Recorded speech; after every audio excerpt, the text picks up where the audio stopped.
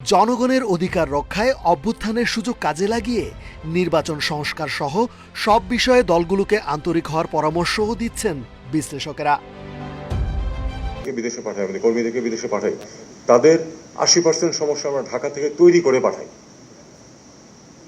আর 20% সমস্যা সৃষ্টি হয় মিশনে যাওয়ার পরে।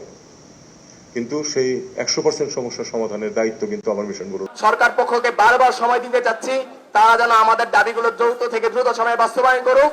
আমরা বাধ্য হয়ে বর্তমানে রাজপথে অবরোধ সহ রেলপথ অবরোধ এমন সংগঠন যারা এমন এই কর্মসূচি রাখছি।